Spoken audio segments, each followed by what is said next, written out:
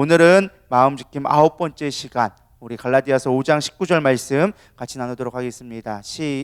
갈라디아서 5장 19절 시작. 육체의 이름 분명하니 곧 음행과 더러운 것과 호색과. 아멘. 우리가 지금 계속적으로 생각하고 있는 게 뭐예요? 우리는 영혼육이라는 우리의 존재로 되어져 있다. 그래서 우리가 무엇보다 하나님 뜻 가운데 살기 위해, 하나님이 원하시는 삶을 살기 위해서는 우리의 영이 마음을 지배하는 삶이 되어져야 된다. 근데 우리가 이 마음이라는 것은 DMZ와 같아서 우리가 어디에 마음을 두냐에 따라서 이게 많이 바뀌게 되어진다. 육신의 마음을 두고 육신에게 빼앗기면 우리의 마음은 육신에 쫓기게 되어지고 영은 죽게 되어져 있다. 반대로 영이 살리면 우리의 육신은 영의 지배를 받아가면서 순리적으로 더 고차원적인 영이 우리의 삶을 지배하게 되어진다. 그것이 바로 영적인 삶이다라는 것을 말씀드렸습니다. 늘 여러분 그걸 마음에 생각하시고 말씀을 들으시면 좋을 것 같습니다.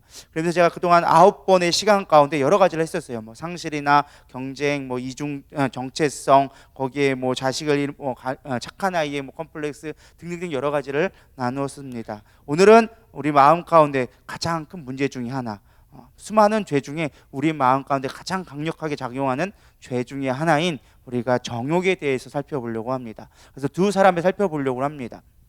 대표적인 게 바로 삼손과 다윗의 모습을 통하여져서 어떤 사람은 실패했고 어떤 사람은 실패했음에도 불구하고 어떻게 회복되어졌는지 우리가 그 모습들을 살펴서 정욕을 우리가 어떻게 이겨낼 수 있는지를 살펴보려고 합니다. 한국 사회의 가장 큰 문제는요, 사회 각 계층에서 나타나는 성추행 문제라든지 성적인 문제가 요즘에 보편화되어지고 있습니다. 동성애라든지 이런 문제는 워낙에 이제 심각해지니까 우리가 그거에 대해 깊이 다루진 않겠지만, 가장 중요한 우리 교회 안에서도 사실은 이런 정욕적인 문제 때문에 교회가 깨지는 것을 많이 보게 되어집니다. 한국 교회가 능력을 많이 잃어가는 이유, 많은 세상으로부터 우리가 비방받고 쉽게 말해 개독교라고 말하는 이유 중에 하나는요, 우리가 예배드리지 않아서 그런 것이 아니에요. 우리가 선교하지 않아서 사람들 욕하는 게 아니에요. 우리가 착한 일을 하지 않아서 사람들 욕하는 게 아니에요. 우리 안에 뭐가 무너졌으니까? 거룩함이 무너졌어. 우리 안에 거룩함이 무너지고 우리 안에 성결함이 무너지니까 능력이 나타나지 않기 시작하는 거예요. 세상에 마지막 빛이 되어줘야 되는데 빛의 소망으로 우리가 감당하지 못하게 되어지고 있다는 것입니다. 그러니까 우리가 예배 회복이 정말 중요한데, 예배 회복의 궁극적 목적 중에 하나가 우리가 성결함을 회복하는 것도 반드시 필요하다. 우리의 정욕의 문제를 반드시 우리가 다스릴 수 있는 지혜를 배워야 한다라는 것입니다. 우리는 왜 거룩해야 되느냐? 우리가 많은 사람들이 얘기합니다. 그냥 사랑하게 내버려 두면 안 되나요? 인생 뭐 있나요? 욜로 한번 왔다가 한번 가는 거 우리 즐기며 살면 안 되나요? 남들 다 하는데 이 정도로는 괜찮지 않을까요? 라고 하면서 우리는 정욕에 대해서 쉽게 허용하고 타협하고 있다라는 것입니다. 이런 정신없는 소리 하는 사람은 우리 교회를 단 한 명도 없기를 축원합니다. 그런 소리 하면 안 돼요. 남들 다 하는데 나는 괜찮지 않나요? 우리도 그렇게 세상이 다 그런데 우리도 거기에 맞춰서 할 수 있잖아요 라고 얘기한다면 우린 그리스도인이라 얘기할 수 없다라는 것입니다. 왜 우리가 거룩해져야 되느냐? 가장 중요한 건요, 주님은 깨끗한 자를 사용하신다라는 것입니다. 깨끗한 자들만 하나님이 사용하신다. 우리 디모데후서 2장 20절에서 22절 보겠습니다. 시작. 큰 집에는 금그릇과 은그릇뿐 아니라 나무그릇과 질그릇도 있어 귀하게 쓰는 것도 있고 천하게 쓰는 것도 있나니, 그러므로 누구든지 이런 것에서 자기를 깨끗하게 하면 귀히 쓰는 그릇이 되어 거룩하고 주인의 쓰심에 합당하며 모든 선한 일에 준비함이 되리라. 또한 너는 총용의 정욕을 피하고 주를 깨끗한 마음으로 부르는 자들과 함께 의와 믿음과 사랑과 화평을 따르라. 아멘. 많은 그릇이 있다고 얘기합니다. 질그릇도 있고 나무 그릇도 있고 각각의 그릇들이 있다는 거예요. 오늘날로 말하면 흙수저도 있고 금수저도 있고 잘난 놈도 있고 못난 놈도 있고 여러 가지가 있다라는 거예요. 그런데 중요한 건 주님은 뭘 쓰신다? 깨끗한 그릇, 성결한 그릇을 쓰신다라고 우리에게 말씀해 주고 있습니다. 거룩한 그릇만 내가 쓰겠다라고 아예 우리에게 선포해 주고 계시다라는 것입니다. 하나님은 우리를 사용하고 주의 일꾼으로 부르짖기 위해서는 반드시 우리는 뭐 해야 된다? 성결해야 된다. 거룩해야 된다. 또 두 번째로 우리는 깨끗한 자만이 천국에 갈 수 있기 때문에 우리는 반드시 성결함을 우리가 추구해야 한다라는 것입니다. 마태복음 5장 8절 보겠습니다. 시작. 마음이 청결한 자는 복이 있나니 그들이 하나님을 볼 것이요. 마음이 청결한 자, 마음이 깨끗한 자만이, 우리 정욕에 더러운 것에 물들이지 않는 자만이 우리가 하나님을 본다라고 얘기해주고 있습니다. 하나님을 본다라는 것은 우리가 눈으로 본다 이런 개념이 아니에요. 본다라는 건 여러 가지 의미로 성경적으로 해석하는데, 첫 번째는요, 하나님과 가깝다는 표시예요. 내가 하나님을 보았다라는 건 하나님과 가깝습니다. 그래서 하나님이 어디 계세요? 온 우주 만물에 다 계시죠. 이 땅에도 계세요. 근데 하나님을 내가 볼 수 있다라는 건 그분의 통치 영역, 그분이 나의 계시는 곳으로 내가 나아갔다라는 뜻이에요. 내가 천국이 멀리 있는 것이 아니라 천국이 바로 내 마음 가운데 있는데 내 마음이 깨끗해야지만 주님이 보이기 시작한다는 거예요. 내 마음이 더럽게 되어 있으면 주님이 보이지가 않는다라는 거예요. 천국이 내 안에 이루어지지 않았다라는 것입니다. 두 번째는 하나님을 안다라는 뜻이에요. 내가 하나님을 깊이 있게 알게 되어졌다. 성경 말씀에 호세아서 뭐라고 해요? 여호와를 알 때 힘써 알라라고 얘기해주고 있습니다. 우리가 본다라는 게 그런 의미예요. 그리고 또 세 번째는요, 하나님 앞에 어제도 지난주에 주일에도 제가 얘기했지만 사명을 받을 때 하나님 앞에 파니라는 말로 호람데오라는 말로 시작하는 거예요. 내가 주님 앞에 있습니다. 주님의 사명을 받았습니다. 주님의 사명자입니다라고 얘기할 때 주님 앞에 있다라는 말을 쓴다라는 것입니다. 그러니까 우리가 하나님의 백성으로 하나님의 뜻을 이루어가면서 우리가 살아간다라는 것은 다른 것이 아니라 뭐예요? 하나님을 봐야 된다는 거예요. 그러기 위해서는 반드시 마음이 청결해야 된다라는 것입니다. 우리가 무엇보다 중요한 게 마음이 청결하기 위해서 그것을 다스릴 수 있어야 되는데 우리가 원리를 잘 알아야 돼요. 우리가 어제도 말씀드렸지만 우리가 분리해낼 수 있는 지혜가 필요합니다. 우리는 어저께 화와 분노에 대해서, 분노를 표출하는 것에 대해서 우리가 이야기를 나누었습니다. 우리가 화는 날 수 있어요. 그것은 자연스러운 거예요. 감정적인 거기 때문에 자연스럽게 우리가 화는 올라옵니다. 그러나 분노를 표출하는 것은 그것은 성경에서 죄라고 이야기해주고 있습니다. 음욕도 마찬가지예요. 우리에게는요 하나님의 본능을 주셨어요. 우리에게 본능을 주셨죠. 밥 먹는 거, 식욕도 하나님이 주신 본능이에요. 식욕 없으면요 우리는 다 굶어 죽을 수밖에 없어요. 성욕 하나님이 주신 거예요. 성욕이 있으니까 후세가 나올 수 있는 거예요. 지금 우리가 존재하는 이유가 무엇이냐? 우리 엄마 아빠들의 성욕이 있었기 때문에 우리가 있을 수 있다라는 거예요. 이해가 되시죠? 이 성욕이 없으면요 자손의 번식이 될 수 없어요. 이쁜 여자 보고도 그냥 그런가 봐 하고 있으면 결혼 이루어지지 않고, 그러면은 자식의 번성에 하나님이 주신 명령이 뭐예요? 생육하고 번성을 하는 그 축복이 우리 가운데 이루어질 수가 없다라는 것입니다. 일어나셔요? 시작부터 적고 계시면 아니 됩니다. 이제 시작했는데 지금부터 적고 계시면 아니 되옵니다. 피곤한 거 너무나 잘하고 있습니다. 빨리 끝내도록 제가 최대한 노력은 해보도록 하겠습니다. 어쨌든 중요한 건 뭐예요? 우리 가운데 분리할 수 있어야 돼요. 우리가 이쁜 여자를 보고요, 예를 들어서 짧은 치마 입고 막 여기 가슴이 파인 여자가 지나가면 남자들이 볼까요, 안 볼까요? 봐요. 그건 당연한 거예요. 그거 안 보는 사람은 뭔가 문제 있는 사람이에요. 이해가 가시죠? 그거는 당연한 거라는 거예요. 그거는 당연한 본능이고 그거에 끌릴 수밖에 없어요. 그런데 중요한 건 그거를 내가 얼마나 묵상하고 그거를 내가 얼마나 탐구하느냐가 문제가 되는 거예요. 그게 죄가 될 수 있다라는 것입니다. 우리는 분별할 수 있어야 돼요. 고린도전서 10장 23절에 이렇게 얘기합니다. 모든 것은 가하나 모든 것이 유익한 것은 아니요, 모든 것이 가하나 모든 것이 덕을 세우는 것은 아니니라고 얘기하고 있습니다. 모니터 조금만 더 주세요. 우리가 얼마든지 사실 뭐 포르노를 보거나 뭐 배우자가 아닌 다른 이성과 성적인 관계를 맺을 수도 있어요. 심지어 간통죄도 없어졌습니다. 한 10여 년 됐죠 벌써? 간통죄도 없어졌어요. 그게 죄로서 처벌받지 않는 시대에 우리는 살아가고 있다라는 것입니다. 근데 중요한 건 뭐냐? 가하지만, 할 수 있지만 그것이 우리에게 유익되지 않는다라는 거예요. 그것이 우리에게 유익되지 않기 때문에 그거를 분별해낼 수 있어야 한다라는 것입니다. 믿음의 사람들은요, 옳고 그름의 문제가 아니라 그것이 유익한가, 덕을 세울 수 있는가를 우리는 살펴볼 수 있어야 한다라는 것입니다. 많은 사람들이요, 내가 할 수 있다라는 걸 착각을 할 때가 있어요. 해도 된다라고 생각할 때가 있어요. 그게 중요한 게 아니라 그것이 덕을 세우는가 아닌가를 믿음의 사람들은 분별해낼 수 있어야 한다라는 것입니다. 그렇다면 정욕의 원인이 무엇일까? 오늘 본문의 주제인 우리 삼손을 통하여서 왜 우리가 욕망에 빠질 수밖에 없는지에 대한 몇 가지를 살펴보려고 합니다. 물론 여러 가지 원인들이 있겠지만 몇 가지를 살펴보면 첫 번째는요, 억눌림 가운데 우리가 정욕을 더 탐구하게 된다라는 것입니다. 정욕의 원은 삼손은요 마노아의 아들이라고 나옵니다. 근데 삼손이 그냥 뚝 나온 떡두꺼비 같은 아들이 아니었고 정말로 불임 가운데, 어려운 가운데 하나님의 응답으로 말미암아 낳은 자식이 바로 삼손이에요. 그러니까 이 두 부모가, 마노아와 아내가 뭘 합니까? 내가 뭘로 바쳐요? 내가 하나님 앞에, 여기 써놨는데 안 보이네 갑자기, 나시린으로 내가 바치겠습니다라고 드린 거예요. 나시린으로 바치겠습니다. 나시린은 술을 먹지 아니하고 머리에 삭도를 대지 아니하고 경건한 거룩한 삶으로 늘 예배 가운데 거하도록, 쉽게 말하면 목회자로서 내가 아예 서원하고 살라고 만들어 놓은 것입니다. 그러다 보니까 부모의 그 항상 그 열망 가운데 자식에 대한 그 아들을 높게 봤어요. 하나님이 예지해 주셨으니까 이 안에 뭔가 특별할 거야. 또 하나님이 특별한 은혜를 주셔서 어마어마한 힘이 있어서 또 많은 사람들의 일들을 하게 되어진 것입니다. 많은 사람들의 주목을 받고 너는 거룩한 자라는 그 억눌림 속에서 살아오고 있었다라는 것입니다. 근데 판도라의 상자 그러죠. 늘 억눌리다 보니까 하지 말아야 할 것들이 너무 많은 거예요. 어릴 때부터 하지 말아야 하는 것들이 너무 눌리다 보니까 반작용 심리가 나오기 시작하는 것입니다. 정욕이라는 말을 헬라어로 뭐라면은 에피디미아라고 얘기합니다. 에피디미아. 이 말의 뜻이 무엇이냐? 금지된 것을 갈망하는 욕구. 그것을 정욕이라고 해놨어요. 에피디미아. 억눌린 거에 대해서 내가 반작용 나오는 것을 우리가 정욕이다. 그러니까 삼손도 그랬어요. 늘 억눌려 살다 보니까 정작 내가 이제 나에게 성인이 되어지고 하다 보니까 그 억눌린 것들을 폭발하기 시작한 거예요. 마치 판도라의 상자처럼 열면 안 되는 상자처럼 열어버리게 되어진 거예요. 그때부터 삼손은 끊임없이 방황하면서 끊임없이 정욕의 삶으로 따라가게 되어집니다. 또 두 번째 우리가 정욕의 원인은요, 외로움과 집착이라는 것입니다.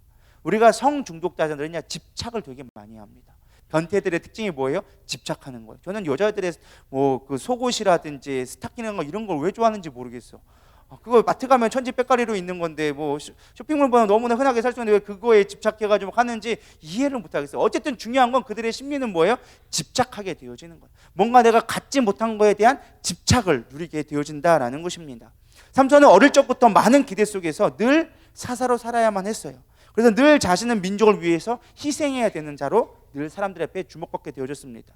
자신은 늘 동족을 위해서 이 이방들이 나라가 왔을 때 자신이 막 해가지고 혼자 힘으로, 그것도 막 군대를 일으킨 것도 아니에요. 혼자 힘으로 수많은 막 블레셋 군대며 아수르 군대며 열심히 막 다 물리치는 거예요. 근데 정작 이렇게 홀로 싸워야 했음에도 불구하고 사람들이 도와줬느냐? 그렇지 않았어요. 오히려 비난하고 원망하기 시작하는 거예요. 막 팔려고 시작하는 거예요. 막 블레셋이 군대 오니까 막 여기 있다고 막 도와주고 막 알려주고 자신에게 종족들에게 배신당하기 시작하는 것입니다. 삼손은 외로움을 달랠 대상이 필요했어요. 홀로 있다는 그 독립감에, 외로움감에, 고독감에 늘 사람을 찾기 시작합니다. 그래서 이 성적인 그 자신의 늘 과시하는 모습이 나기 시작하는 거예요. 나 이런 존재야, 이런 존재야 하면서 늘 힘을 과시하게 되어진 거예요. 그러다 어느 날 이제 힘을 과시하다가 뭐라 했느냐, 사자를 만나게 되어집니다. 사자의 입을 찢어서 한 방에 죽게 됐어요. 때마침 자신의 아내, 그래서 블레셋 여인, 왜 종족들은 자신을 사랑해주지 않으니까 다른 데 눈을 돌리기 시작한 거예요. 여기서 인정받지 못하니까 다른 데서 인정받기 싶은 거예요. 그래서 이방 여인에게 눈을 돌리기 시작합니다. 근데 아버지는 안 된다라고 얘기하면서도 정작 아들을 제지하지 못했어요. 왜? 아들을 너무 고귀하게만 키우다 보니까 으쌰으쌰만 키우다 보니까 제지하지 못한 거예요. 가르치지 못한 거예요. 그러니까 이 아들이 자기 멋대로 그냥 끈 풀린 섭정으로 그냥 자기 마음대로 가기 시작하는 거예요.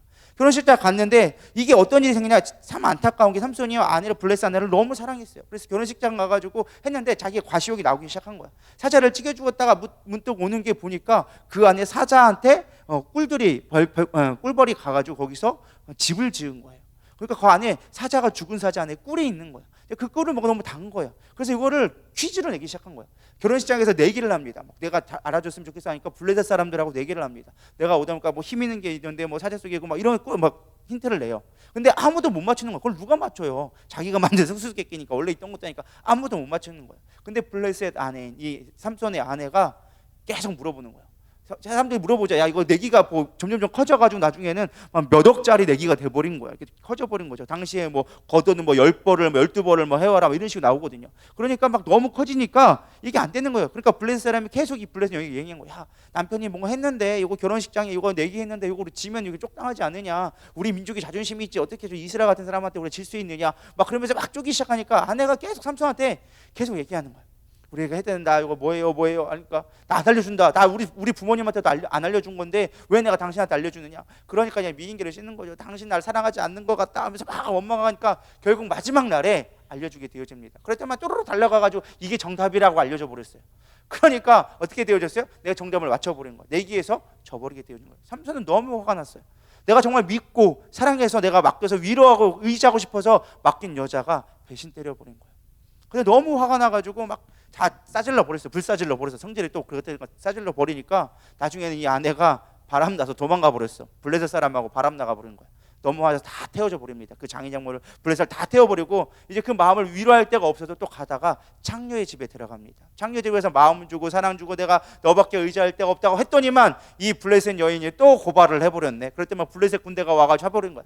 화가 나가지고 성문에 있는 거 성문을 뜯어가 성문하고 기둥을 뽑아가지고 자기네 있는 땅까지 뽑아가 버린 거야. 내가 니네 동네를 한 방에 다 묻었다. 이 기둥 뽑아왔다 하면서 말도 안 되는 시츄에이션을 막 하기 시작합니다. 그래서 그렇다가 우연하게 만난 게 누구냐? 들릴라라는 여자를 만나게 돼요. 이게 삼손이 참 순진한 건지 무식한 건지 그렇게 속았으면은 그럴만한데도 또 블레셋 여에게 넘어가가지고 완전히 마음을 또 빼앗겨버린 거예요. 정욕의 끝이 끊임없이 정욕 가운데 빼앗을 수밖에 없었던 거예요. 빠지니까 어떻게 되어집니까? 나중에는 드릴라한테 자신의 내면에 가장 감추어야 될 비밀까지도 토설해버린 거예요. 결국엔 머리를 잘려버림을 말미암아 모든 힘을 잃어버리고 모든 것을 빼앗기고 사사로서의 지위도 빼앗기고 힘도 빼앗기고 자신이 가진 모든 걸 빼앗기고 나중에 두 눈까지 빼앗겨서 포로로 잡혀갈 수밖에 없는 모든 것을 잃어버리는 것이 되어졌다라는 것입니다. 그가 이렇게 빼앗겼던 이유가 뭐예요? 외로움과 집착. 여러분 가운데 정욕이 그들 때 일어납니까? 그 원인을 가만히 살펴보면요, 외로움거나 어떤 집착이거나 누군가 사랑받고 싶다라는 욕망이 사실은 잘못된 변형되어져서 잘못된 정욕으로 갈 때가 많이 있다라는 것입니다. 정욕을 따라갔을 때 왜 위험한가? 아까도 얘기했지만 삼손은 자신의 재산을 다 잊어버렸어요. 자신의 생명까지도 사실은 잃게 되어졌습니다. 다윗도 그래요. 다윗도 밧세바를 취하게 되어집니다. 근데 그 값이 상당한 값으로 치르게 되어집니다. 밧세바를 취하여 불륜으로 낳은 아들이 며칠 만에 죽어요? 7일 만에 죽게 되어집니다. 너무나 고통 가운데 있는데 문제는 그 뒤에도 끊임없이 그거에 대한 고통이 따라오는 거예요. 어떻게 되어져요? 장자인 암놈이 압살롬, 다른 배다른 형제 압살롬의 동생인 그 다말을 강간하기 시작합니다. 근데 아버지로서 그거를 제지하고 혼내키지 못했어요. 왜? 자신도 그걸 너무나 잘 알고 있었거든. 그렇기 때문에 혼내키지 못하고 그렇게 하면 안 된다라고 해서 그냥 말아버린 거예요. 그러니까 사실은 압살롬은 생각했어요. 아버지가 이거를 암놈을, 큰형을 사실은 혼내켜야지만 됐을 건데 혼내키지 않고 용서해줘 버리니까 압살롬은 너무 분했어. 아니 그냥 엄마의 딸은 뭐 그래서 배다른 형제지, 형이긴 형이지만은 내 동생을 강간해? 이거는 말도 안 되는 일이었어요. 그래서 벼르고 2년 뒤에 드디어 암놈을 죽여버립니다. 친형제를 죽여버리는 동족살인, 가족 간의 살인이 일어나는 거예요. 이때도 또 다윗이 묵묵합니다. 왜? 자신이 지은 죄가 있기 때문에. 차마 그걸 뭐라고 하지 못해요. 그러니까 나중에는 압살롬이 반역을 일으켜서 왕좌를 빼앗아버립니다. 대낮에 맨발로 도망치고 쫓겨날 수밖에 없는 상황이 처참한 삶이 되어진 거예요. 얼마나 처참한 삶이에요. 근데 더 문제는 뭔지 아십니까? 압살롬이 왕이 되겠다고 다윗의 후궁들을 다 그 자리에서 옥상에서 모든 사람들이 보는 앞에서 다 강간을 해버립니다. 겁탈을 해버리는 거예요. 자기는 한 명 밧세바를 취했는데 하나님은요, 벌건대는데 그걸 다 드러나게 하셔서 그것을 하게 만들었다라는 거예요. 우리가 정욕대로 살았을 때 그 죄값은 성경에서 어마어마하다라는 것을 우리 가운데 보여주고 있다라는 것입니다. 이런 육체적인 죄값뿐만 아니라 성경에서 또 뭘 얘기하고 있느냐? 영적인 묶임이 있다라는 것을 우리에게 가르쳐주고 있다라는 것입니다. 성경에서 우리의 몸은 성전이라고 얘기합니다. 고린도전서 3장 16절에서 17절 보도록 하겠습니다. 시작. 너희는 너희가 하나님의 성전인 것과 하나님의 성령이 너희 안에 계시는 것을 알지 못하느냐? 누구든지 하나님의 성전을 더럽히면 하나님이 그 사람을 멸하시리라. 하나님의 성전은 거룩하니 너희도 그러하니라. 우리의 몸이 거룩한 성전이라고 얘기하고 있어요. 그리고 이거를 더럽히지 말라라고 얘기했어요. 하나님은 거룩한 분이니까 너희들이 거룩할 때 들어올 수 있다라고 얘기해주고 있어요. 근데 문제는 이 거룩한 정전을 우리가 더럽힌다라는 거예요. 뭘로요? 정욕으로 쓸 때 우리는 더럽혀진다라고 얘기해 줍니다. 고린도전서 6장 15절 17절에 이렇게 얘기합니다. 다 같이 읽어보겠습니다. 시작. 이 몸이 그리스도의 지체인 줄을 알지 못하느냐? 내가 그리스도의 지체를 가지고 창녀의 지체를 만들겠느냐? 결코 그럴 수 없느니라. 창녀와 합하는 자는 그와 한 몸인 줄을 알지 못하느냐? 일렀을 때 둘이 한 육체가 된다 하셨나니. 이게 영적인 원리 잘 들으셔야 돼요. 여기서 잘 깨달아야 되는 게, 우리가 함부로 몸을 굴리면, 창녀에게 몸을 주거나 우리가 합된데 가정이 아닌 다른 곳에다가 몸을 주게 되어지면 뭐 하는 거냐? 영적으로 묶이게 되어진다는 거예요. 이게 성적인 관계는 단순한 육체적인 관계가 아니라 영적인 묶임으로 되어진다라는 것입니다. 그게 어디 나오느냐? 우리 창세기 2장 24절에 보면 나옵니다. 하나님이 남자와 여자를 창조하셨을 때 어떻게 하느냐? 이러므로 남자가 부모를 떠나 그 아내와 합하여 둘이 한 몸을 이룰지로다. 한 몸이 되어진 거, 하나가 되어지게 만드는 게 성적인 결합이라는 거예요. 성적인 행위를 통하여져서 우리의 관계를 통해서 영은 묶이게 되어져 있는 거예요. 근데 너희들이 창녀와 함께 관계를 맺게 되어지면 창녀의 영으로 너희가 묶이게 되어지기 때문에 너희의 영이 뭐가 되어진다? 창녀의 영이 되어진다는 거예요. 부정한 영이 되어진다는 거예요. 그럼 그 안에 거룩한 영이 거할 수 있다? 없다? 없다. 왜? 우리가 더러운 창녀의 집이 되어졌기 때문에. 하나님은 거룩한 분이라서 거룩한 곳에만 거하시는데 우리가 이런 정욕으로 인하여져서 잘못 사용되어지면 그로 인하여져서 우리의 몸이 창녀의 집이 되기 때문에 하나님이 거하실 수 없다라고 이야기해주고 있는 것입니다. 반대로 주와 합하는 자는 한 영이니라, 그리스도와 한 몸을 이루게 될지니라 라고 성경 우리에게 이야기해주고 있어요. 그러니까 우리가 육체적 관계는 그냥 관계가 아니라 영적인 묶임이라는 거예요. 그래서 웃긴 게 뭐냐면요, 가정에서 한 사람이라도 우리가 범죄하게 되어지잖아요. 그 가정은요, 그런 불행에 다 영향을 받게 되어져 있다는 거예요. 영적인 영향에 맺게 되어져 있다는 것입니다. 우리가 거룩해야 될 이유 중에 하나예요. 가정이 무너지는 거예요. 그래서 음란한 가정치고 가정이 무너지지 않는 가정은 하나도 없습니다. 가정에 누가 한 사람이라도 부정한 자, 음란한 자가 있으면요, 그의 자녀의 자녀까지 가정들이 다 파탄되어져요. 꼭 이상하게 그게 돼요. 여러분 주변에 잘 보세요. 누군가 부모가 바람피잖아요. 자식도 바람펴요. 그게 영적으로 다 묶여있기 때문에 그런 거예요. 그걸 풀리지 않는 이상에는요, 우리가 영적인 죄악 가운데 계속 꼬리에 꼬리를 물 수밖에 없다라는 것입니다. 그래서 단순한 쾌락이 아니라는 거예요. 우리가 무엇보다 중요한 게 뭐라고요?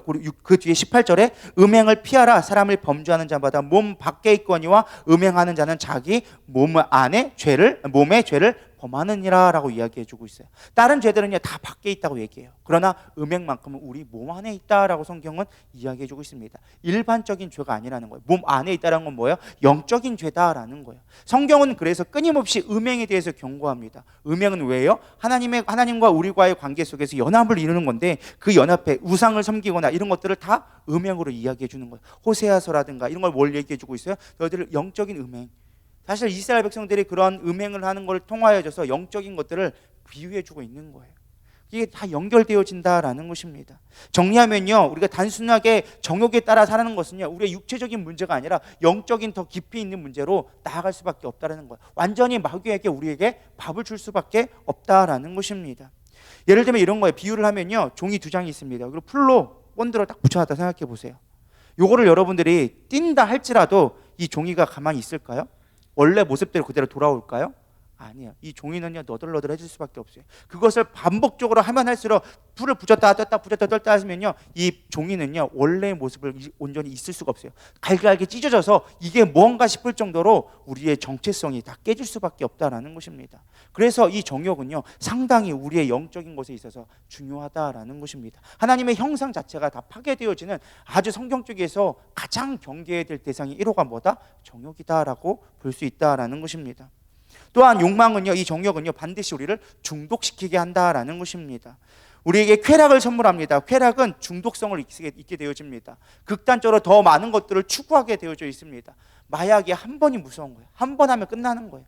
한 번 한 사람들은 반드시 또 중독될 수밖에 없다라는 것입니다. 중독의 끝은 뭐예요? 패망이라는 거예요. 인생 끝난다는 것이에요. 그래서 우리가 이 정욕에 대해서 우리가 잘 다스릴 수 있어야 된다라는 것입니다. 어떻게 정욕을 해결할 수 있을까? 한 목사님이 있었습니다. 정욕을 이기기 위해서 끊임없이 투쟁을 했다고 합니다. 그래서 정욕을 제어하기 위해서 나중에 정말 되다 안 되니까 40일 작적 금식 기도를 했다라고 얘기합니다. 그러면서 기도 제목은 단 한 가지였습니다. 여자가 돌로 보이게 해주세요. 여자를 보고도 아무런 감정이 없게 해주세요 라고 기도했다라는 것입니다. 놀랍게 금식이 끝나고 시장에 갔더니만 수많은 여자들이 들어가는데도 불구하고 아무런 욕망이 안 생기더라는 거예요. 하나님이 응답됐다. 근데 놀라운 건 뭔지 아십니까? 밥 먹고선 다음날 되니까 다시 욕망이 터오르더라는 거예요. 우리의 몸은요, 우리가 배고프고 힘이 없으니까 당장 그게 욕망이 안 올라서 그렇지, 밥 한 끼 먹으면 다시금 돌아올 수밖에 없는 욕망을 가질 수밖에 없다라는 거예요. 왜? 우리의 본능이기 때문에 그건 어쩔 수 없는 거예요. 내가 정말 죽을 상황이 아니면요, 그것들은요 다 이렇게 우리 가운데 끊임없이 우리의 욕을 한다라는 것입니다. 심지어 어떤 목사님은 실제로 거세를 했대요.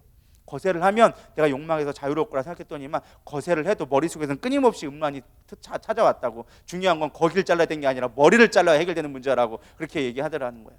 정욕은 우리가 해결할 수 있는 문제가 아니라는 거예요. 그걸 억누린다고 해서 될 수 있는 문제가 아니라는 거예요. 삼손이 어떻게 생긴 거예요? 왜 그렇게 정욕이 들끓게 되어졌어요? 억눌려 있다 보니까 생긴 거예요. 우리는 끊임없이 억누르려고 하려면 더 튀어나올 수밖에 없는 거예요. 그래서 중요한 건 뭐냐? 이거를 정욕적으로 무조건 누를 게 아니라 이거를 지혜롭게 해결할 수 있는 방법을 찾아야 돼요. 그 방법이 첫 번째는 무엇이냐? 피할 수 있으면 피하라는 거예요.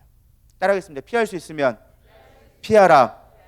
창세기 39장에 보면은 우리 잘 아는 이야기예요. 요셉의 이야기가 나옵니다. 보디발의 아내가 와가지고 동침하자고 얘기합니다. 야, 동침하기 청하라. 여기 아무도 없다. 그러니까 요셉이 안 됩니다. 내가 따라하고 이 주인이 다 우리 나에게 허락했는데 당신만큼은 나에게 허락된 것이 아닙니다. 나 그럴 수 없습니다. 그러다 이 옆에 내가 그냥 눈이 돌아보니까 정욕에 매여가지고 요셉을 어떻게 해보겠다고 하다 기다리다가 집에 있는 사람 다 내보내고 요셉 와가지고 혼자밖에 안 남은 거야. 야, 집에 아무도 없어. 너밖에 나밖에 없어. 너와 나의 비밀을 지키면 돼. 우리 한번 어떻게 해보자 했더니만은 요셉이 어떻게 했어요? 옷을 벗어던지고 나온 거. 옷자락을 잡으니까 옷자락을 벗어 던지면서 놓으십시오. 내가 어떻게 하나님 앞에 범죄할 수 있겠습니까? 그러면서 도망쳐 나온 거예요.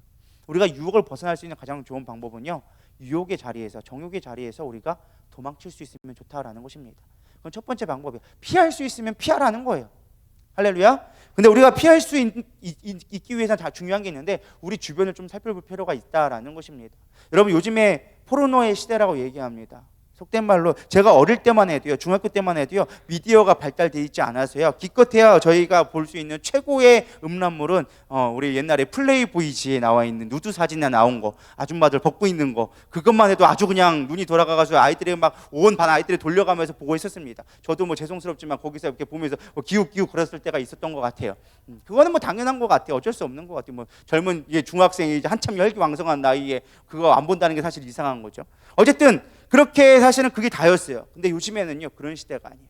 종이 쪼가리 갖고서는 막 와 할 때가 아니라는 거예요. 요즘에는요, 스마트폰 키면은 나오는 게 포르노라는 거예요. 우리가 깨달아야 될 게 있습니다. 우리는 포르노 시대에 살고 있어요. 부인할 수 없는 시대예요. 우리가 무슨 말이냐? 이제는 노출의 문제가 아니에요. 옛날에는요, 그것에 어떻게 노출됐다, 그럼 그것을 내가 피해야지, 하지 말아야지 하는 시대였지만, 지금은 피할 수 없는 시대에 살고 있어요. 이미 포르노 속에 우리는 잠겨서 살고 있다라는 것입니다. 그럼 우리가 어떻게 이걸 해결해야 될까요? 피할 수가 없는데. 중요한 건요, 외부에서 우리가 차단한다고 차단할 수 있는 문제가 아니라면 내부에서 해결할 필요가 있다는 것입니다. 가장 중요한 거예요, 우리 안에서 그것이 죄라는 것을 인식할 수 있도록 우리 끊임없이 공급해 줘야 한다는 것입니다.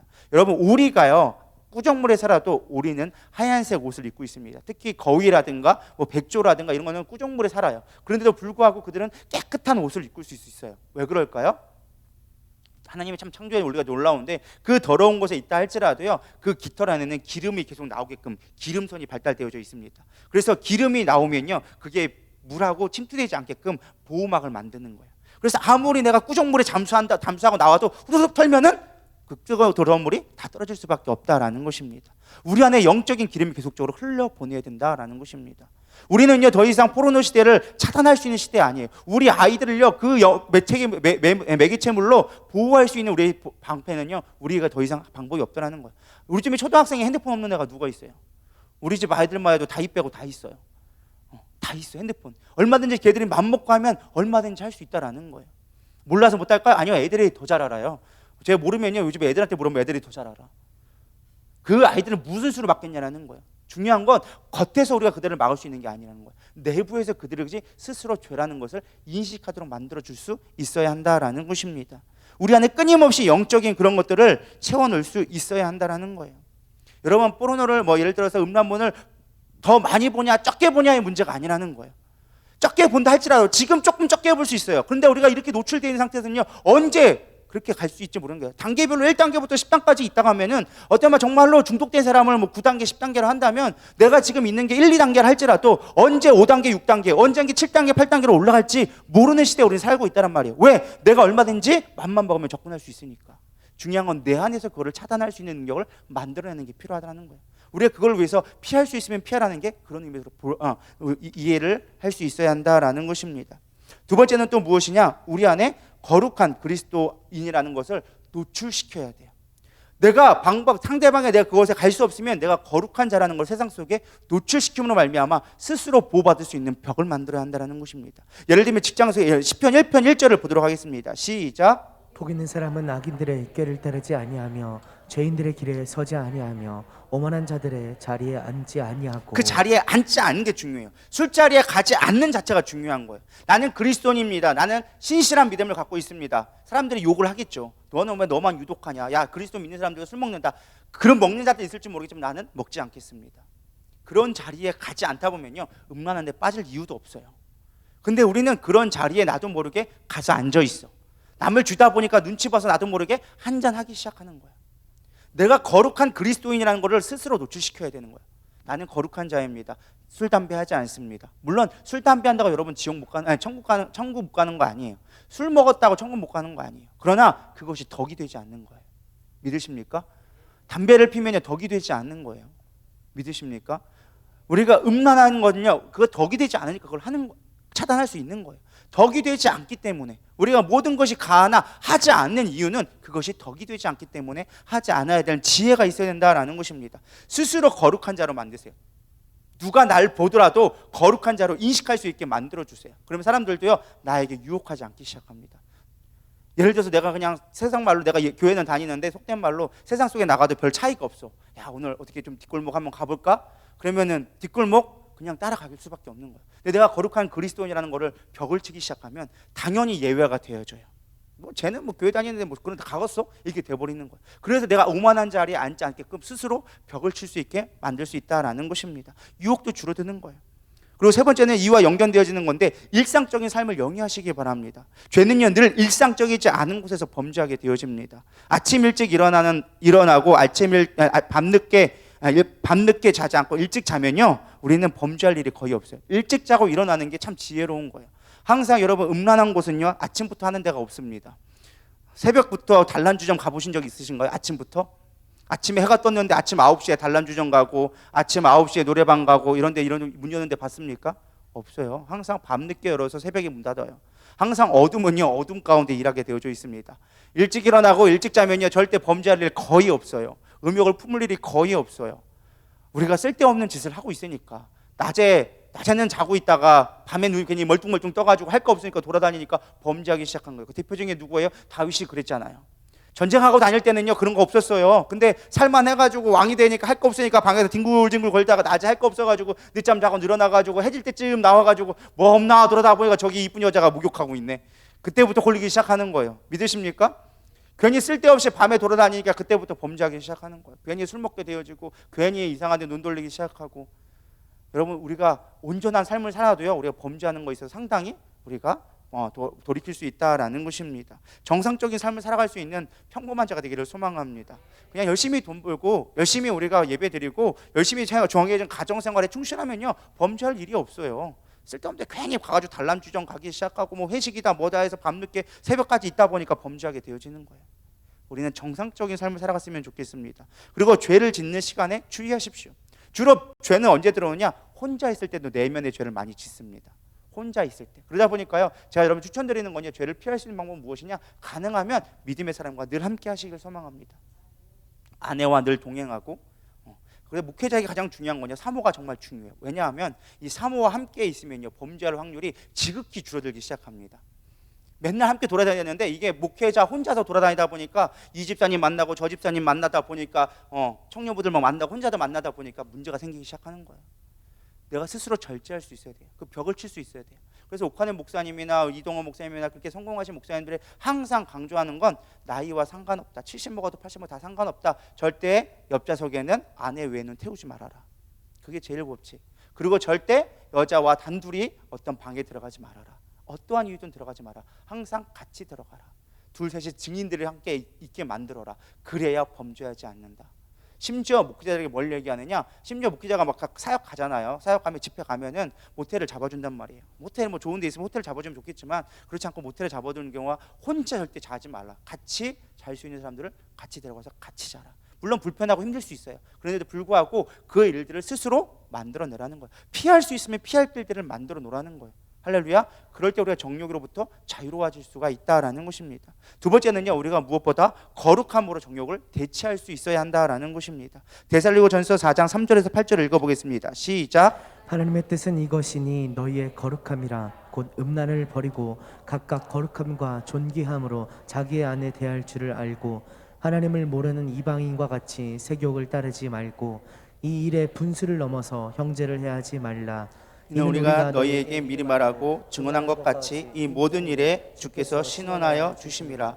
하나님 우리를 부르심은 부정하게 하심이 아니요 거룩하게 하심이니 그러므로 저버리는 자는 사람을 저버림이 아니요 너희에게 그의 성령을 주신 하나님을 저버림이라. 아멘. 정욕을 이길 수 있는 방법 중에 하나는요, 바로 우리가 거룩한 곳에 우리의 시선을 두는 거예요.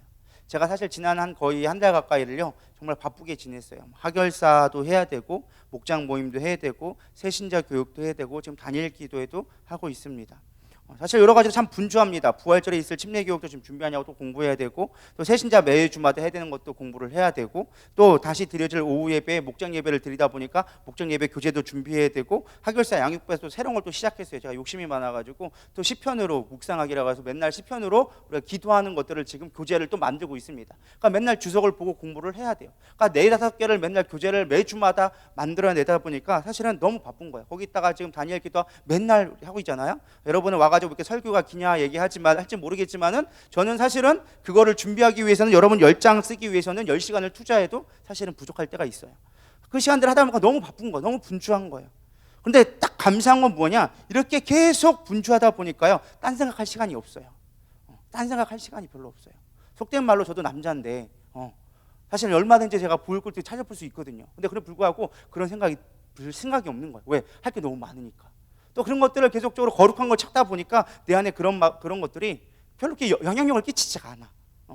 설정 박아가지고 가끔 요즘에 보면은 이상하게 핸드폰에 보면은 뭐 트위터라든지 이런 거 SNS에 보면은 꼭 이상한 게 꼭 몇 개씩 올라와. 옛날 같았으면 나도 모르게 그걸 누르고 있었을 거야. 이게 뭐야 하면서 막 딱 보고 있었을 건데, 이거 이런 거네, 이거 주여 이런 거 하고, 이거 주여 이거 있을 건데, 요즘에는 그걸 볼 시간도 없는 거예요. 막. 그러니까 우리가 그런 거에 대해서 좀 거부할 수 있는 힘들이 내 안에 거룩한 분주함이 있다 보니까 제거할 수 있는 힘들이 생긴 거예요. 에베소 4장 27절 말씀이 이해되기 시작했어요. 마귀에게 틈을 주지 말라. 틈을 주지 말라. 내 안에 거룩함으로 계속적으로 하다 보니까요, 틈을 줄 시간이 없는 거예요. 근데 여유 있다 보면 항상 우리 가운데 틈이 들어오기 시작하는 거예요. 정욕적인 것들이 생각이 들기 시작하는 거예요. 아까도 얘기했죠. 다윗이 한가로우니까 범죄하기 시작했어요.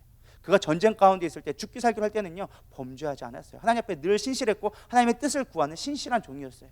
그가 한가해지기 시작하니까 여러분, 틈을 주지 않기를 소망합니다. 여러분, 그것은 다른 데 있지 않아요. 거룩의 능력이 있다고 저는 믿습니다. 여러분, 제가 질문을 드릴게요. 성수에 똥파리가 빠졌어요. 성수가 더러워질까요? 파리가 깨끗해질까요?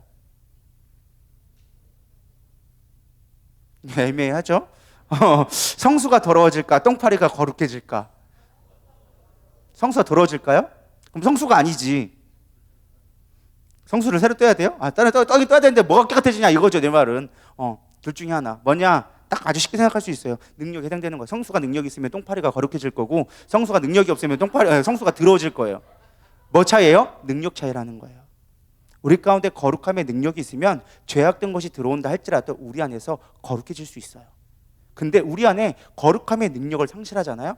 죄 가운데 들어오면 우리도 더러워질 수가 있다라는 거예요. 이 간단한 원리지만 여러분 가운데 거룩의 능력이 있기를 소망합니다. 거룩의 모양을 잊지 말고 뭐하라? 거룩의 능력을 갖추라라고 얘기하는 거예요. 여러분, 거룩의 능력을 갖추기를 소망합니다. 이 능력은 다른 데 있지 않아요. 주님과 가까워지면 되는 거예요.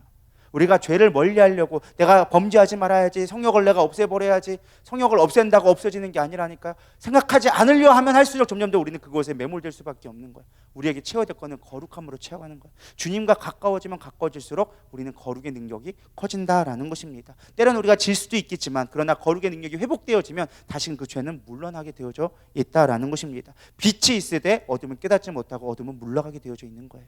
주님과 가까이, 주님은 빛이라고 얘기했어요. 주님 앞에 가까이 있을 때 우리 안에 그 능력들이 회복되기 시작한다라는 것입니다. 문제는 이게 문제라는 거예요. 그럼 알겠어요. 내가 이제 거룩해질 수 있겠어요. 문제는 이미 엎질러진 분은 어떻게 하냐는 거예요. 내가 이미 범죄했는데, 내가 이미 다른 여자와 다른 남자들과 이미 내가 몸을 합했는데, 그럼 이건 어떻게 해야 됩니까? 이게 사실 쉬쉬하는 문제지만요, 교회 안에 사실은 만연한 문제예요. 말을 꺼내지 않을 뿐이지 사실은 너무나 만연한 문제라는 것입니다. 내 아내가 아닌, 사실 성경에서 성욕은요, 가정이란 안에서는요 축복이 되어지기 시작합니다. 생육하고 번성하고 사랑을 낳을 수 있는 도구로서 이 성을 주셨어요. 아름다운 거예요. 근데 이것이 올바른 데 사용되지 않고 이 가정이란 둘레를 벗어나는 순간 죄가 될 수밖에 없는 거예요. 그래서 우리가 항상 의로운 거는요, 3가지 법칙이 필요합니다. 내가 쓰는 대상이 누군가, 그 다음에 그것을 내가 언제 사용했는가, 그거를 어떻게 사용했는가에 따라서 그것이 의로운 것이냐 부정한 것이 될 수 있다는 거예요. 아내에게 성을 사용했어. 그것도 우리 집에서 아름다운 밤에 놨으면 그거는 하나님이 주신 축복이 될 수 있는 거예요.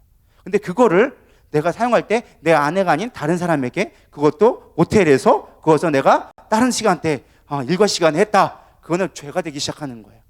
이 3가지를 항상 주의해야 되는 거예요. 이 3R이라고 얘기하는데, 올바른 대상과 장소와 방법을 잘 사용하면 우리는 그것을 거룩하게 만들 수 있다는 거예요. 성이 부정한 게 아니에요. 하나님은 성은요 거룩할 성이에요. 믿으십니까? 그래서 성은요 마음을 낳는 가장 중요한 도구 중에 하나예요. 여러분 성성자가 어떻게 쓰신지 아십니까? 마음, 성성자 아시죠? 마음 심자에다가 날생이에요. 마음을 창조하는 게 성이라는 거예요. 부부간의 아름다운 마음을 창조하게 시키는 게 성이라는 거예요. 귀하게 하나님이 주신 거예요. 그거를 잘못 사용하게 되어지니까 죄가 되기 시작하는 거예요. 이미 엎드러진 거 어떻게 하게 되어지냐? 중요한 건요 우리 가운데 이게 있어야 돼요. 첫 번째, 우리 가운데 죄가 들어오면 우리 가운데 수치심과 정죄가 우리를 늘 지배하게 되어집니다. 마귀는요 우리에게 수치심을 주고 정죄함으로 말미암아 우리가 죄 가운데서 벗어나지 못하도록 계속 올무를 치고 있다라는 것입니다. 그물을 덮어버린 거예요. 근데 요한복음 8장에 보면 예수님이 중요한 가르침을 하나 주게 되어집니다. 우리 요한복음 8장에 뭐가 나오죠? 가늠하다 현장에서 잡힌 여인이 나옵니다. 근데 바리새인들이 예수님 앞에 와가지고 실문합니다. 이 여인이 가늠해서 현장에서 잡혔습니다. 현장에서 잡히면요 그거는 법적으로 돌로 쳐 죽여야 되는 게 당시 유대 법이었어요. 예수님한테 물어보는 거야. 돌로 쳐 죽여야겠습니까? 용서해 줘야겠습니까? 예수님은 끊임없이 죄인을 용서하라고 얘기했어요. 바리새인은 그 말 듣고 간 거예요. 죄인인데 용서해 줘야 되겠습니까? 아니면 법대로 해야 되겠습니까?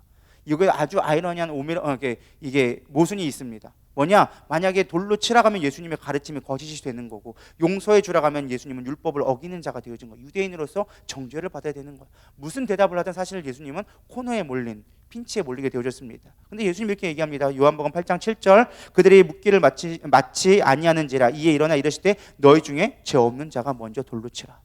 아주 기묘한 답을 합니다. 죄 없는 자가 먼저 돌로 치라. 우리가 깨달아야 될 건 있어요. 우리가 범죄하다 잡힌 가늠한 여인이 바로 나일 수도 있어요. 중요한 건 이미 엎질러진 물이에요. 근데 중요한 건 예수님의 가르침이 그거예요. 죄 없는 자가 먼저 돌로 치라. 정죄받지 않아도 된다는 거예요. 죄가 없다라는 말은 아니에요. 우리가 누군가의 정죄에 우리가 영향받을 필요가 없다라는 거예요.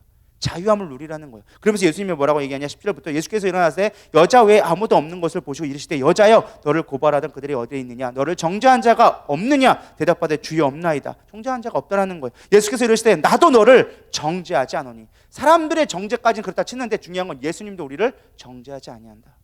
우리를 위해서 이미 대속해 주셨기 때문에 정죄하지 않는다는 거예요. 우리가 언제요? 예수를 믿고 나아가면 대신에 조건이 하나 있어요. 다시는 범죄하지 말아라. 그게 우리가 정죄함을 받지 않는 유일한 조건이에요. 다시 범죄하지 않는 것이 우리가 유일하게 정죄함을 받지 않는 조건이 될 수 있다는 거예요. 여러분 이 원리를 잘 깨닫기를 소망합니다. 그리고 두 번째 가장 큰 조건이 무엇이냐? 회개만이 살 길이라는 것입니다. 우리가 시편 51편 이야기를 잘 알고 있을 겁니다. 1절부터 제가 4절까지 읽고 10절부터 12절도 읽어보도록 하겠습니다. 하나님이여 주의 인자를 따라 내게 은혜를 베푸시며 주의 많은 긍휼을 따라 내 죄악을 지워주소서. 나의 죄악을 맑게 씻으시며 나의 죄를 깨끗이 제하소서. 물은 나는 내 죄과를 아오니 내 죄가 항상 내 앞에 있나이다. 내가 주께만 범죄하여 주의 목전에 악을 행하였사오니 주께서 말씀하실 때 의로우시다 하고 주께서 심판하실 때 순전하시다 하리이다. 하나님이여 내 속에 정한 마음을 창조하시고 내 안에 정직한 영을 새롭게 하소서. 나를 주 앞에서 쫓아내지 마시며 주의 성령을 내게서 거두지 마소서. 주의 구원의 즐거움을 내게 회복시켜 주시고 자원하는 심령을 주사 나를 붙드소서. 이게 언제 찬양한 거냐? 이 시편이요 밧세바를 보내고 그 다음에 나단 선지자가 와가지고 책망했을 때 그걸 깨닫고 회개하면서 쓴 시가 바로 이 시예요. 시편 51편이 밧세바를 범죄하고 정욕 가운데 불탔던 자신의 모습을 회개하면서 내가 주님 죄가 있는 걸 깨달았습니다. 우슬초로 나를 정금과 같이 하여 주옵소서. 정결케 하여 주시옵소서. 내 죄가를 도말하여 주시옵소서. 그로 인하여 내가 이것이 본이 되어져서 다시금 모든 이들에게 죄짓지 않는 내가 본이 되겠습니다. 이게 사실 다윗의 고백이었어요. 여러분 우리는 다윗처럼 회개할 수 있는 자만이 온전한 우리가 자유함을 누릴 수 있다고 저는 믿습니다. 우리가 정욕에 빠지지 않는 건요 온전한 회개예요. 온전한 회개는 항상 대가 지불이라는 게 필요해요. 다윗이 인생 동안에 엄청난 고난을 겪으면서 하나님은 용서해 주실지 모르겠지만 사실 그 죄값은 똑같이 겪게 되어지는 거예요. 여러분 정욕에 대한 대가를 우리 그 죄값을 인지하면서 하나님 앞에 회개하며 나가기를 소망합니다. 반드시 그에 대한 대가를 치를 각오를 하고 나가시면요 여러분 부끄러움도 내세울 수 있는 거예요. 그래서 마지막 제가 조언해 드린 건 주변의 도움을 적극적으로 활용하는 거예요. 감춘다고 해결된 문제가 아니라는 거예요. 이 음란은요 감추면 감출수록 죄는 점점 커질 수밖에 없는 거예요. 이거를요 내놓을 수 있어야 된다는 거예요. 만인 앞에 교회 앞에 다 공개하면 가장 좋은 방법이지만 그것이 만약에 할 수 있는 용기가 되지 않는다면 믿을 만한 신실한 영적 지도자에게 나의 문제를 내두는 거예요. 목사님 예를 들어서 목사님 제 안에 이런 죄가 있습니다. 내가 내 아내가 아닌 다른 남자를 다른 여자를 내가 품었습니다. 그러나 그 안이 내 안에서 끊임없이 욕망이 올라옵니다. 이걸 어떻게 하면 내가 끊을 수 있겠습니까? 내 힘으로 되지 않습니다. 목사님 나와 도와주세요라고 기도하면 그때 목사님이 어떤 지도야 그때 상황에 맞게끔 지도해 줄 거라는 거예요. 그렇게 내가 오픈하는 것과 자백하는 것과 자백하지 않는 건요 하늘과 땅 차이예요. 그냥 담임 목사님한테 몰래 얘기했지 그게 아니라는 거예요. 그걸 내가 말할 수 있는 자체가 내가 돌이킬 수 있는 힘을 내게 이미 얻기 시작하는 거예요. 밉부사 자백하는 자에게는 하나님이 반드시 용서해 준다고 얘기하고 계시거든요. 중요한 건 우리가 자백할 용기가 없는 거예요. 늘 감추려고만 하다 보니까 그 죄악 가운데 더 모일 수밖에 없는 거예요. 수치심에 더 쌓일 수밖에 없는 거예요. 오픈하면요 될 수 있다라는 거예요. 오픈할 수 있어야 된다는 거예요. 우리 모두 그 되기를 소망합니다. 정욕은요 이 우리 마음 가운데 하나님이 주신 축복이 도구가 될 수 있지만 잘못하면 그것이 우리의 가장 큰 죄악, 영적인 지배를 받는 가장 쉬운 루트가 되는 게 바로 이 정욕이에요. 이것들을 여러분 잘 지킬 수 있다면, 우리의 마음을 지킬 수 있다면 생명의 근원이 여러분 가운데 반드시 솟아나게 되리라 믿습니다. 아주 별거 아닌 것처럼 보이고 너무 흔하다 보니까 우리가 너무 쉽게 죄악에 대해서 쉽게 마지노선을 낮췄는데 이걸 다시 끌어올리기를 소망합니다. 우리를 지킬 수 있는 건요 외부의 어떤 힘이 아니에요. 내가 스스로 내 안에서 지킬 수 있는 성령의 충만함이 있을 때만 가능하다는 거예요. 우리가 정욕을 지킴으로 말미암아 마음을 지켜서 하나님이 다스리는 온전한 천국을 경험할 수 있는 저와 여러분 되기를 소망합니다. 우리 시간 정결한 마음 주시옵소서 찬양하시면서 우리 회개하는 마음으로 여전히 내 마음 가운데 내가 음욕을 품었습니다. 하나님 내 마음 가운데 여전히 해결되지 않는 이 문제들 세상 사람들 앞에 내가 얘기하지 못하지만 나도 모르게 내 안에 있는 수없이 많은 죄졌던 그 문제들 욕망에 빠지고 정욕에 빠져서 우리가 그것에 허덕이던 모습이 있다면 주님 용서해 주시옵소서. 사실 그곳에 자유로운 사람들은 많이 없을 거예요. 과부라고 자유로울까요? 그렇지 않아요. 내가 남편이 있다고 내가 자유로울까요? 그렇지 않아요. 여러분 이거는 누구에게나 있는 문제예요. 이거를 어떻게 해결할 수 있는가를 주님 앞에 지혜롭게 해결할 방법을 우리는 늘 강구해야 되는 거예요. 성령의 공급함이 없으면 늘 기름을 우리 가운데 붓지 아니하면 이 문제는 우리는 언제든 넘어질 수 있다는 거예요.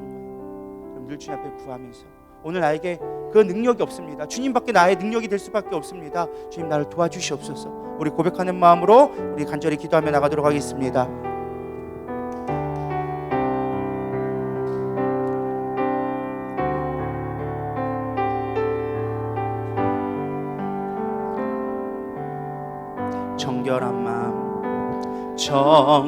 정결한 마음 주시옵소서. 오 주님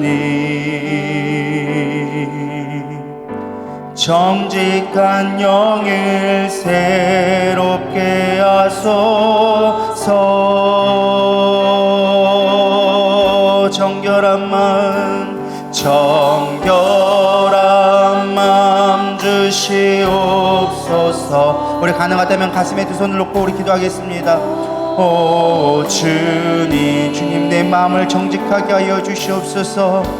정직한 영을 새롭게 하소서.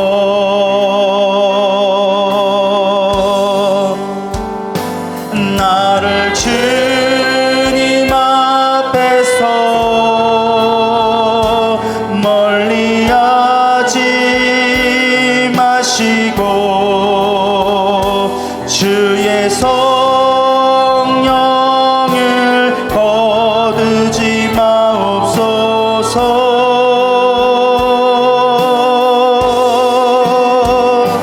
그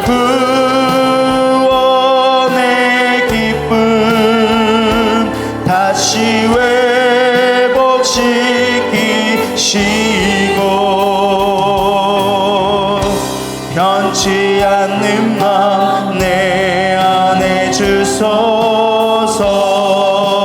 다시 한번 정결한 마음 주시옵소서. 정결한 마음 주시옵소서. 오 주님 정직한 영을 새롭게 하소서. 정결한 마음 주시옵소서. 오 주님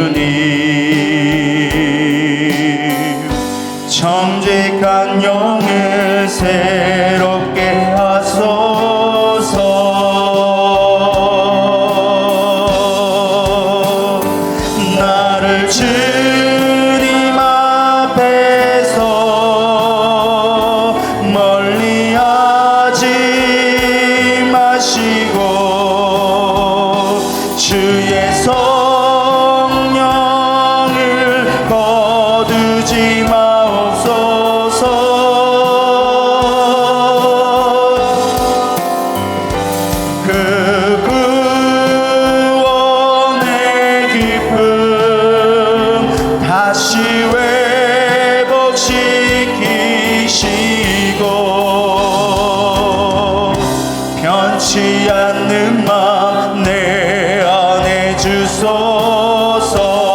나를 주님 앞에서, 나를 주님 앞에서 멀리하지 마시고 주의 성령을 거두지 마옵소서.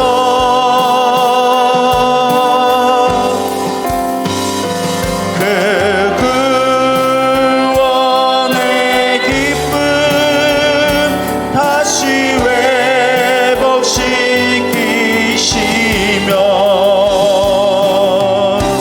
변치 않는 맘 내 안에 주소서.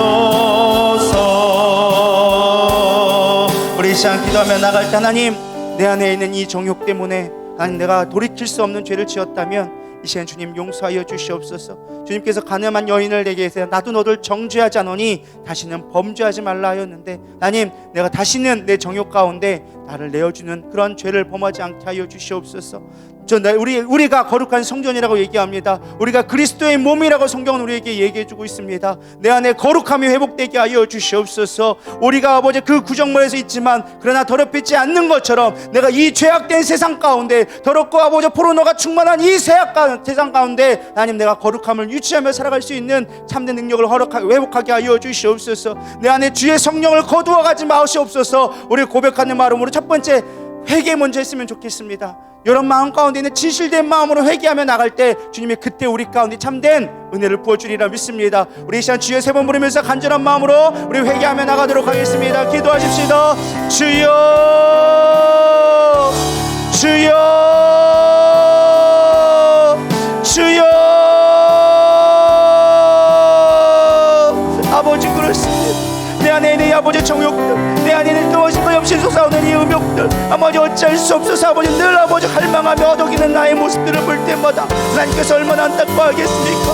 그 시간들이 얼마나 귀한데, 그 시간들을 얼마나 주의 영광을 위해 사용할 수 있음에도 불구하고 나도 모르는 사이에 정된 것에 잘못된 것에 빠져버리고 음욕에 아버지 빠져버리며 어떤 것들에 노출되어져서 그것을 탐닉하고 바라볼 때 얼마나 많았는지 모릅니다. 하나님, 이제 내려놓게 하여 주시옵소서. 내 안에 참된 거룩함으로 채워지게 하여 주시옵소서. 헛된 것들을 바라보는 나의 아버지 시선들이 주님을 바라보는 시선을 변화되게 하여 주시옵시고, 죄악된 것을 탐구하며 그것을 바라봤던 나의 이 육체의 썩어진 것들에 대해서 더럽고 추악한 것임을 바라보게 하여 주시옵소서. 더러운 오물들을 아버지 내가 바라보지 않게 하여 주시옵시고, 거룩한 곳으로 승화시킬 수 있는 믿음 들게 하여 주시옵소서. 내 안에 아버지 죄악된 것들을 다 털어버리게 하여 주시옵소서.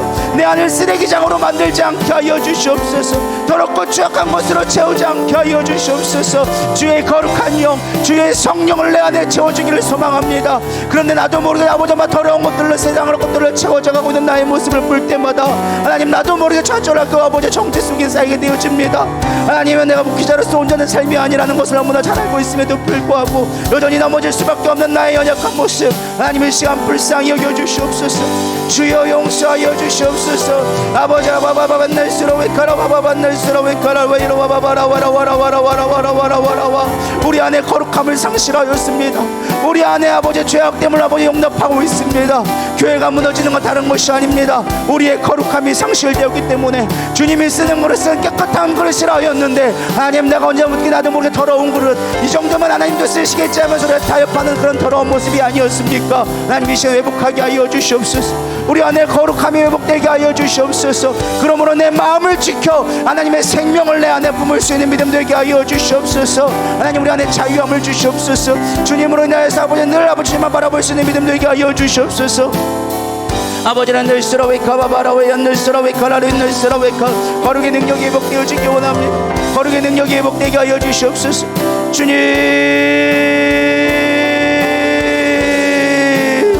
다윗의 심령을 내게 주시옵소서. 통회하는 마음을 우리 가운데 허락하여 주시옵소서. 주님 앞에 부러지지 못하는 이 아버지의 죄악된 모습, 죄를 죄로 여기지 못하는 우리의 완악한 모습을 불쌍히 여겨 주시옵소서. 하나님의 와바바라웨 늘스러웨 카라레 늘스러웨 카바바바바바 늘스러웨 카라와바바바. 주님 도와주세요. 주님 도와주세요. 오 주님, 아버지